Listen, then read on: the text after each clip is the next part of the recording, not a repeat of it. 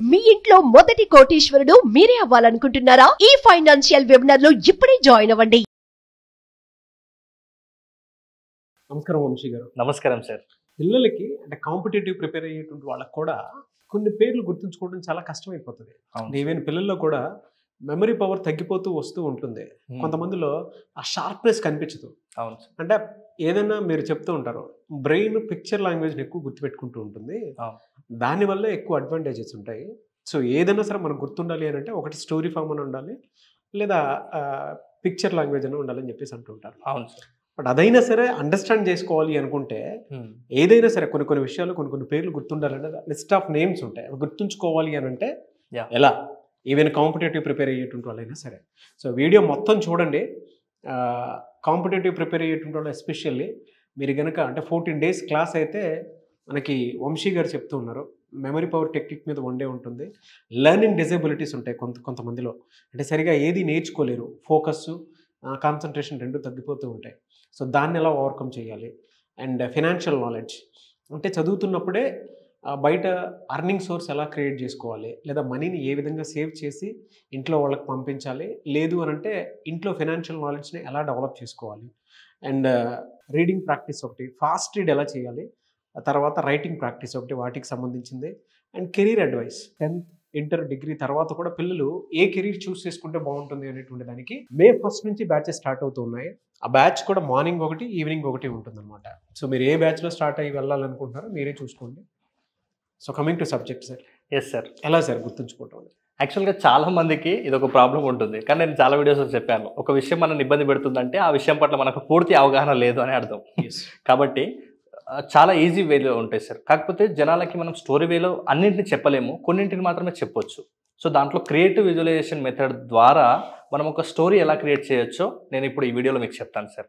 దాని త్రూ మనం ఈజీగా మీకు ఒక సర్ప్రైజ్ లాంటిది, ఈ వర్డ్స్ గుర్తుపెట్టుకుంటే మనం ఏం గుర్తుపెట్టుకోవచ్చు అంటే స్ట్రెస్ లేకుండా మనం స్టడీస్ మీద ఎలా ఫోకస్ చేయాలి, అలా ఫోకస్ చేసి చదివింది ఎంతకాలం మనకు గుర్తుంటుంది అనేది ఆటోమేటిక్గా మర్చిపోకుండా నేను ఎలాగో ఇప్పుడు నేర్పిస్తాను సార్.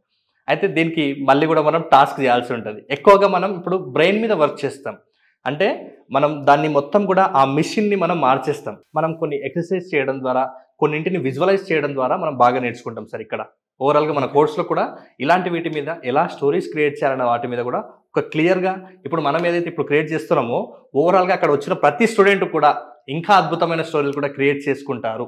అది నాది గ్యారంటీ, 100% చేసుకుంటారు సార్. డెఫినెట్గా. చూద్దాం. Yeah, close your eyes sir. మళ్ళీ యాక్టివిటీ నా మీద. Very good sir. చాలా ఈజీ సింపుల్ స్టోరీ ఉంటుంది sir, fun story. Okay. Yeah, కొత్తగా పెళ్ళైన ఒక జంట, హస్బెండ్ పేరు వచ్చేసి రాజు, వైఫ్ పేరు వచ్చేసి రాధా సార్. సో వీళ్ళిద్దరూ కూడా జాకీ అనే గుర్రం మీద, టొకడం టొకడం సౌండ్, ఓకే, జాకీ అనే గుర్రం మీద యాదగిరి గుట్టకు బయలుదేరుతారు సార్ పెళ్ళైన నెక్స్ట్ డే. అయితే వాళ్ళు యాదగిరి గుట్టకు బయలుదేరిన తర్వాత లోపల దర్శనం చేసుకుని బయటికి వచ్చి కూర్చున్నప్పుడు వాళ్ళ దగ్గరికి ఒక ఫకీర్ వస్తాడు సార్. ఫకీర్ అంటే తెలుసు కదా, మామూలుగా భిక్షాటన చేసే పర్సన్ని విజువలైజ్ చేసుకోండి. అయితే ఆ ఫకీర్ వచ్చేసి మీరు కొత్తగా పెళ్ళైన జంట ఉన్నట్టున్నారని ఆ ఫకీర్ బ్యాగ్లో నుంచి ఒక బ్లూ కలర్ డైమండ్ తీసి వాళ్ళిద్దరికి ఇస్తాడు సార్, జంటకి, అంటే ఆ వైఫ్ అండ్ హస్బెండ్కి ఇస్తాడు. సో ఈ సీన్ అంతా కూడా దూరంగా ఒక పోలీస్ చూస్తున్నాడు. ఆ పోలీస్ చూసి ఇంత వాల్యుబుల్ డైమండ్ మీ దగ్గర ఎక్కడిది అని వీళ్ళిద్దరిని తీసుకుపోయి జైల్లో వేస్తాడు సార్, కొత్తగా పెళ్ళైన ఈ జంటని. ఇంకా వాళ్ళకి ఏం చేయాలో అర్థం కాదు. అరే మ్యారేజ్ నిన్ననే అయింది, మేము సడన్గా మంచిగా దర్శనం కోసం వస్తే మమ్మల్ని తీసుకుని జైలు వేసామని బాధపడుకుంటా ఫస్ట్ వాళ్ళిద్దరు కలిసి వెంకటేశ్వర స్వామికి ప్రేయర్ చేస్తారు సార్, తిరుపతి. ఓకేనా, ఫస్ట్ వెంకటేశ్వర స్వామికి ప్రేయర్ చేస్తారు. సో వాళ్ళకి ఎలాంటి రూట్ కనిపించదు, అంటే జైలు నుంచి బయటపడే రూట్ కనిపించదు. నెక్స్ట్ శంకరుడికి ప్రేయర్ చేస్తారు సార్ వాళ్ళిద్దరు. ఫస్ట్ వెంకటేశ్వర స్వామి తిరుపతి, నో రిజల్ట్. నెక్స్ట్ శంకరుడి అంటే శ్రీశైలం, ఆయన కూడా నో రిజల్ట్. తర్వాత ఇద్దరు కలిసి చాలా బలంగా నారాయణుడికి ప్రేయర్ చేస్తారు. నారాయణ నారాయణ ఇలా బలంగా ప్రేయర్ చేస్తుంటే నారాయణుడు ప్రత్యక్షమవుతాడు. ప్రత్యక్షమై వాళ్ళ చేతిలో, అంటే ఆ వైఫ్ అండ్ హస్బెండ్ చేతికి ఒక మ్యాజిక్ పెన్ ఇస్తాడు sir, magic pen. So magic pen, so చాలా పెద్దగా ఉంది, రెడ్ కలర్లో ఉంది, విజువలైజ్ చేసుకోండి. ఆ మ్యాజిక్ పెన్ ఇచ్చి నారాయణ ఏం చేస్తారంటే మీ టాలెంట్తో ఏదైనా కోరిక కోరుకోండి, మీ కోరిక నెరవేరుతుంది అని చెప్తారు అనమాట సార్. సో మ్యాజిక్ పెన్ ఇచ్చి మీ టాలెంట్తో ఏదైనా కోరిక కోరుకోండి, మీ కోరిక నెరవేరుతుంది అని చెప్తాడు. అయితే ఇప్పుడు వాళ్ళ కోరిక ఏముంది, ఆల్మోస్ట్ జైల్లో ఉన్నారు కాబట్టి బయటపడాలి. సో వాళ్ళు అదే కోరుకుంటారు. నారాయణుడు కూడా ఏం చేస్తాడంటే వాళ్ళకి ఓకే తదాస్తు మీరు ఇక్కడ నుంచి బయటికి వెళ్తారని చెప్తారనమాట వాళ్ళ కోరిక ప్రకారం. సో వీళ్ళు చాలా హ్యాపీనెస్ తోటి గ్రాటిట్యూడ్ తెలుపుకుంటారు కదా సార్. 2 చేతులు ఇలా జోడించి ప్రణామం చెప్పారు. సో నారాయణుడికి ఇద్దరు ప్రణామం చెప్పారు.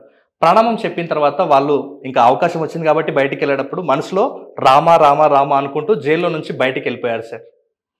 జైల్లో నుంచి బయటికి వెళ్ళిపోయారు. ఫైనల్గా వాళ్ళు బయటికి వెళ్తుంటే బాగా ఆకలేసింది ఇద్దరికి. సో ఏమన్నా తిందామనేసి మురుమురేలు తిని ఇంటికి బయలుదేరారు. ఒకసారి మళ్ళీ షార్ట్గా రివ్యూ నేను చేస్తాను, ఒకసారి చూడండి. కొత్తగా పెళ్ళైన ఒక జంట, హస్బెండ్ పేరు వచ్చేసి రాజు, వైఫ్ పేరు వచ్చేసి రాధ. వీళ్ళిద్దరూ జాకీ అనే గుర్రం ఎక్కేసి యాదగిరి గుట్టకు వెళ్ళారు. అక్కడ దర్శనం చేసుకొని వాళ్ళు కూర్చుంటే వాళ్ళ దగ్గరికి ఒక ఫకీర్ వస్తాడు. ఫకీర్ వచ్చేసి తన బ్యాగ్లో నుంచి బ్లూ కలర్ డైమండ్ తీసి వాళ్ళకి ఇస్తాడు. ఇచ్చిన తర్వాత దీన్ని ఒక పోలీస్ చూస్తాడు.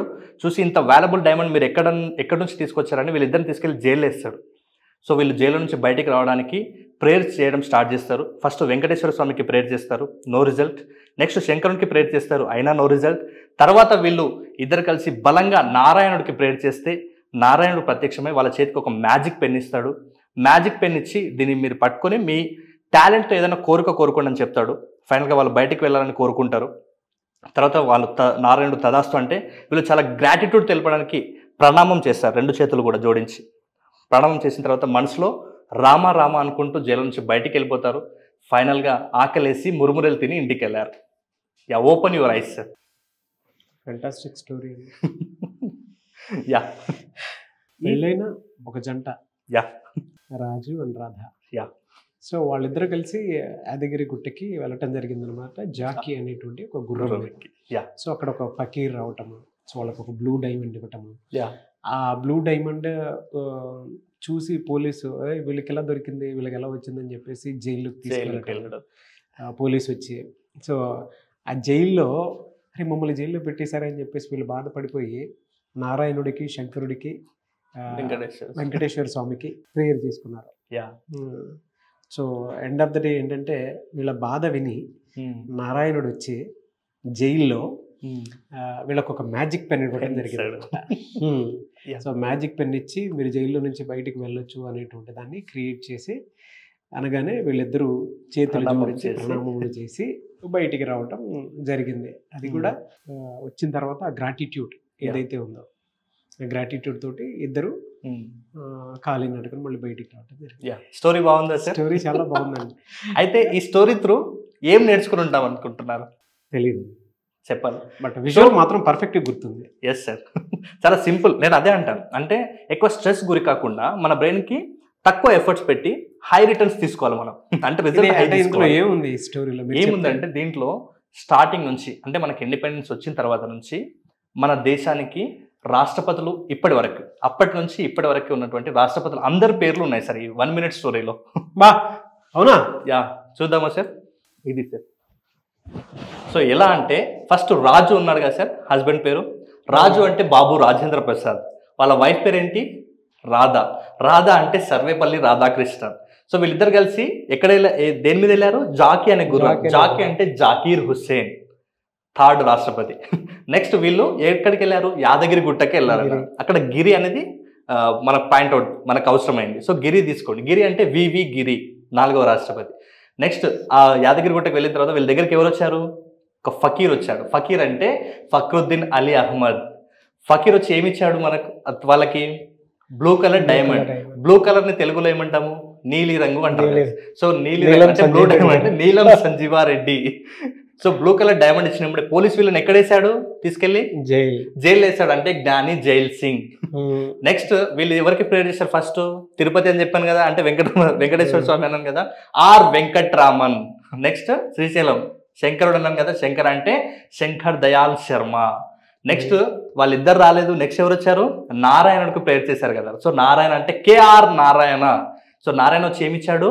Magic pen. పెన్ అంటే తెలుగులో కలం అంటాం కదా సార్. సో కలం అన్నప్పుడు ఆటోమేటిక్ గుర్తొస్తుంది ఏపీజే అబ్దుల్ కలాం. కలాం వచ్చిన తర్వాత ఏం చెప్పాడు? టాలెంట్ తో కోరిక అన్నాడు. టాలెంట్ అంటే తెలుగులో ప్రతిభ అంటాం. ప్రతిభ పాటిల్ ఇచ్చిన తర్వాత వాళ్ళు గ్రాటిట్యూడ్ ఏం చేసారు? ప్రణామం తెలిపారు. సో ప్రణామం అంటే ప్రణబ్ ముఖర్జీ. తర్వాత బయటికి వెళ్ళేటప్పుడు మనసులో రామా రామా అనుకున్నారు. సో రామ్నాథ్ కోవింద్. ఫైనల్గా ఇంటికి వెళ్ళేటప్పుడు ఆకలేసి ఏం తిన్నారు? మురుమురేలు అంటే తెలుసు కదా, బొంగులు అంటాం కదా సార్ మనం మామూలుగా. సో మురుమురే అంటే ద్రౌపది ముర్ము. అది సార్. ఫెంటాస్టిక్ వంశీ గారు. రియలీ అంటే ఒక స్ట్రెస్ లేకుండా ఒక విషయాన్ని ఈ విధంగా గుర్తించుకోవచ్చు అనేటువంటి టెక్నిక్స్ మీ దగ్గర మాత్రమే దొరుకుతాయి. సో ప్రతి పేరెంట్, ప్రతి టీచరు మీరు ఈ వీడియో చూసిన తర్వాత డెఫినెట్గా షేర్ చేయండి.